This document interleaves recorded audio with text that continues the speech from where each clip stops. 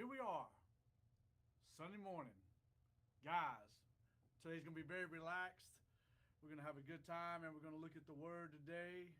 So we're going to wait for a few more people to jump online here. Hope everybody's safe. Hope you're enjoying this snowpocalypse that we've got. I hope you can hear me. This is the first time ever I have run this from my own computer. So I'm actually going to check on Facebook to make sure you guys can hear me because I got no idea what I am doing in this situation. So I hope you guys can hear me. Just a few announcements as we get started, as more people are getting on board. No Bible study tomorrow night. What we will do is we're going to let you guys know each and every day as far as Bible study on Wednesday, what we're looking at on Thursday. So that's what we got going on. But just, hey, listen, few reminders. Next Sunday night, we're going to kick off our Speak Life. We're still in effect. It's going to go, I appreciate it, Ridge. Ridge said we can hear you, old bald man. Thanks a lot. I appreciate the compliments, guys. And listen, I know it is shining. And before we get into any more announcements, before this is over, trust me, we're going to see the couch. The couch is coming into play because I know you guys love it. And so it will be in there. But like I said, next Sunday, Speak Life, 6:30. In the comments later on, we're going to put a Google Docs. We'd love for you guys to sign up for that. That way we can know how much food to prepare. And then also, the next weekend, we have our Galentine's for the women. If you've not signed up for that, please get with Sherry Nance. Man, we want our women to be a part of that. Guys, we're going to be serving. We're going to be serving the food and all that. So remember those things coming up. But today, man, we're going to look at this miracle. It's in John chapter 6, where we've all talked about it many, many times. We're looking at where Jesus fed the 5,000. He took 5 pieces of bread, 2 fish, and fed 5,000 people. And we often preach this as a miracle about provision. And it absolutely is. The miracle to me just wasn't about Jesus filling people's stomachs. Now I get it. Everyone ate. Everybody was satisfied. We had 12 baskets left over. But for me, the greatest part of this story is this. The disciples learned that day Jesus is never caught off guard. They learned that, man, even though there was a massive crowd following him, it didn't overwhelm them. The lack of food that they had at the time, it didn't limit him. And that moment, when everything's going on, did not surprise Jesus. Jesus was ahead of everybody the entire time. And I can think most of us today, we kind of have this mindset that God only responds to us when we feel like our prayers and our life are beginning to fall apart. But this story today, I think it shows us something a lot deeper, and it's amazing truth for us to live out that, trust me, God sees our problems before we do. And God already has a plan in place for us to succeed even when we don't know what's coming our way. I love the fact that we serve a God who does not react to a crisis. Our God has already planned ahead of it. Before a diagnosis comes back, before we may lose a job, before a relationship may go bad, before we could possibly lose everything in life and go bankrupt, God has already seen it, and God has already got a plan in place for us.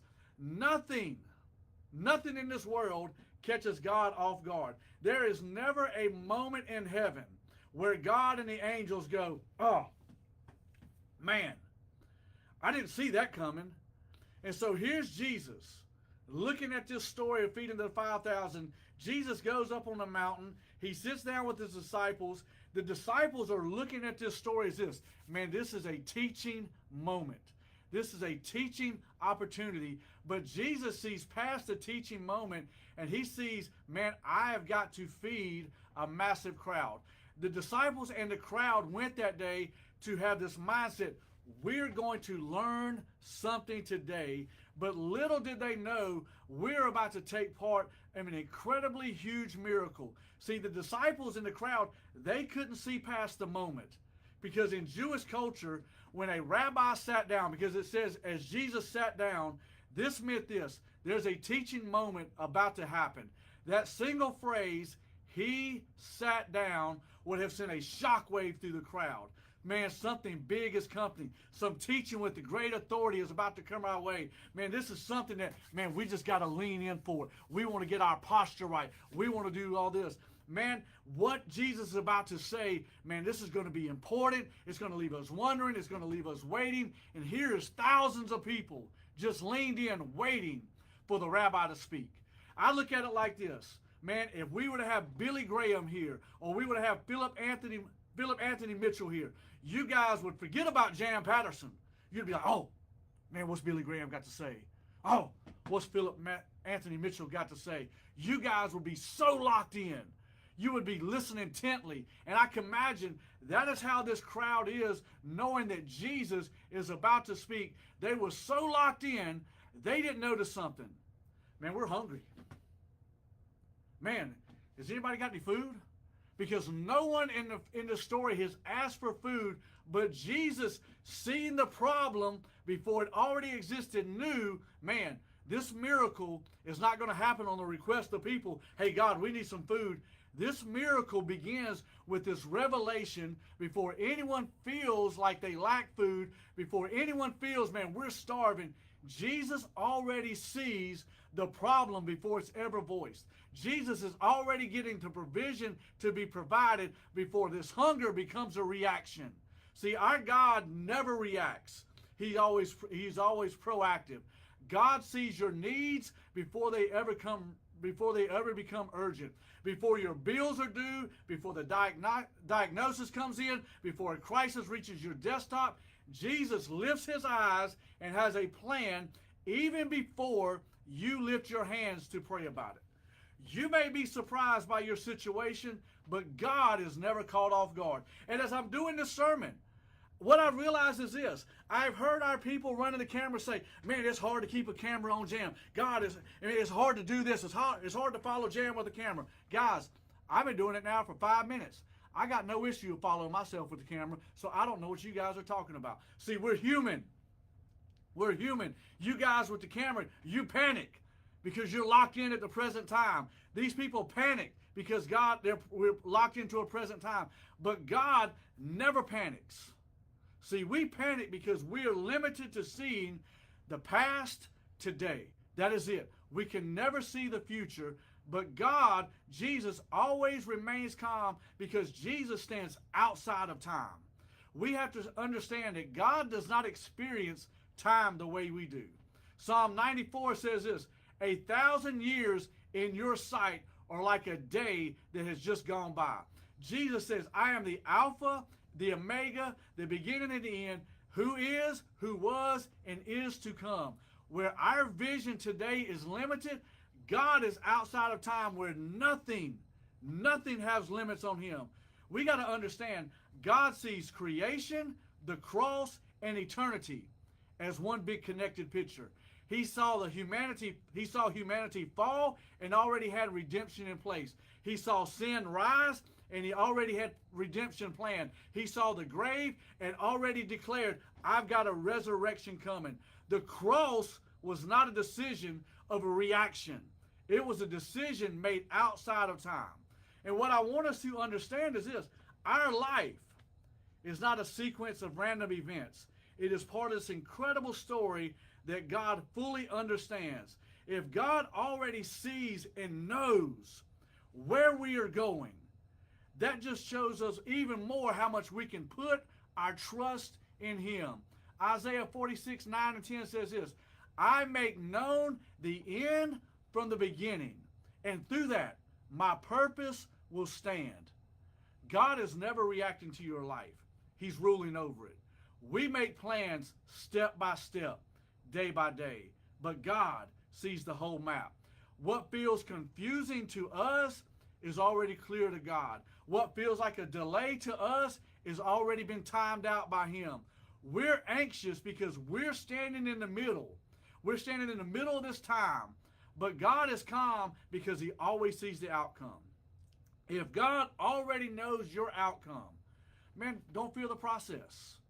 Do not fear that. When God tells you to wait, he knows why. When God says no, he knows what he's protecting you from. When God says, hey, it's time to go, he knows what is ahead.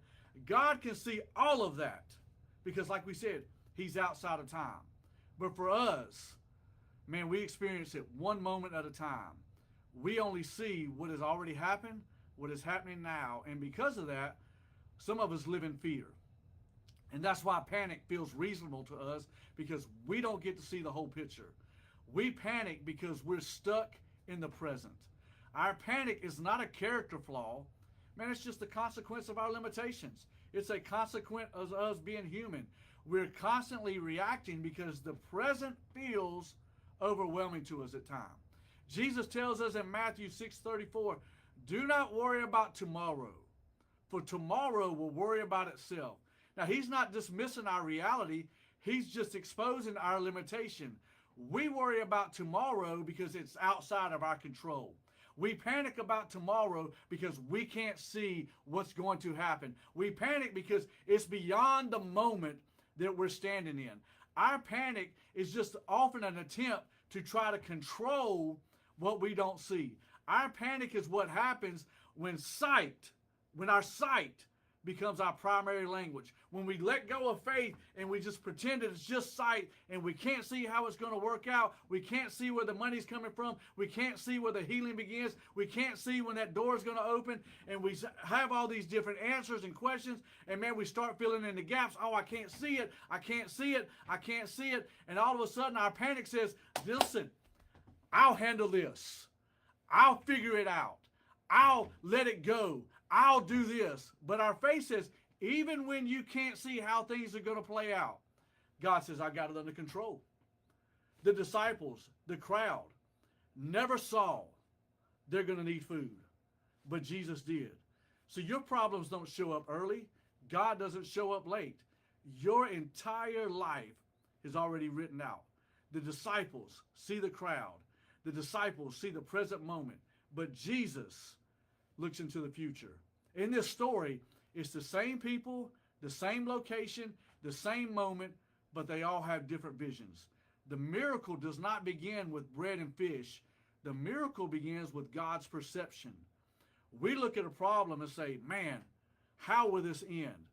God looks at the same problem and says, look what I'm about to do.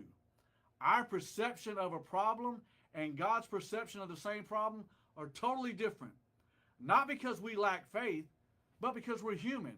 Because we only see what we can measure. But God does not measure the problems the way we do. If you got your Bibles, like I said, we're in John 6. I never saw this till last week. I want you to look at this verse 5. Take your time, get to it. If you got your app, whatever you're doing, look at verse 5. It says, Jesus looks at the crowd and he asks Philip this question. What an incredible question. He says this, Sundrop. Where shall we buy bread for these people to eat? Where should we buy bread? Look at Philip's response. 200 denarii worth of bread, 8 months' wages would not buy enough bread for all these people to just have a little. I never caught this. Jesus never asked how much it would cost. Jesus asked, where can we go get it? See, Philip was focused on the problem. Jesus was focused on the solution, which was their provision. All Philip saw was the size of their need, the lack of resources, and the impossibility of the situation. But Jesus didn't ask Philip to calculate the cost. Philip answered like many of us do. He didn't say anything sinful. He didn't lie. He was just limited to what he could see. He looked at what they didn't have instead of looking at who they were standing with. That is important. Philip, the disciple, had already seen miracles. He had already seen water turn to wine. He had already seen healings. He had seen demons set out of people's bodies. He had seen the demon-possessed set free. But in this moment, his faith stopped at the size of the crowd. See, for us, where I want to tie that in, we don't lose faith because God disappears in our life. We lose faith because we allow our problems to get louder than God's promise. And before we know it, we're no longer talking about how big God is. We're consumed with man, how big is my problem? We have got to quit looking at our problems and put our trust back in Jesus will provide. Philippians 4:19 says this, ask my God, he will supply every need of yours according to his riches in glory. Not according to your job, not according to your savings account, not according to the economy we got going on right now, but according to his riches. Let me ask you guys something. In all seriousness, has God ever failed you before? No. Has God ever left you stranded? No. Has God ever brought you so far in life and then decided to leave you? No. The same God who fed Israel with manna, the same Jesus who multiplied loaves and fish to feed 5,000, the same Spirit who raised Jesus from the dead is still your provider today. Through this story of Jesus feeding the 5,000, I want us to go away taking this. We serve a God who has our solution before we ever see we have a need. He's got every day planned out perfectly for you. Put your trust in him, put your faith in him, and know going through the rest of your life, God is your provider. Guys, stay safe this week. We love you. We miss being with you today. We'll be back next week, 9 o'clock, 10:45. That's just a short devotional. Man, I thought that was incredible how God saw the problem before they ever saw the need. And it's the same with us. God has our solutions today to everything you're going through in life. Trust him with it. He loves you, he cares for you, and he's never abandoned you. Have a great Sunday. Stay safe. Love you guys. Until next Sunday. Hey, oh, by the way, don't that couch look beautiful? Look, hey, look. I don't know why y'all hating on this thing. It is absolutely amazing. Hey, see you guys next week. Love y'all. Have a great Sunday.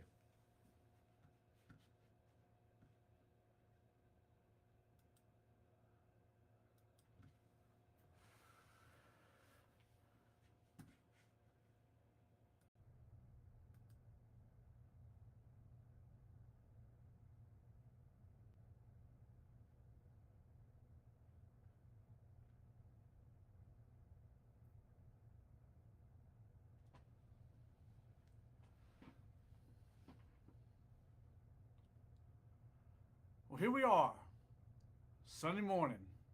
Guys, today's going to be very relaxed. We're going to have a good time, and we're going to look at the Word today. So we're going to wait for a few more people to jump online here. Hope everybody's safe. Hope you're enjoying this snowpocalypse that we've got. I hope you can hear me. This is the first time ever I have run this from my own computer. So I'm actually going to check on Facebook to make sure you guys can hear me, because I got no idea what I am doing in this situation.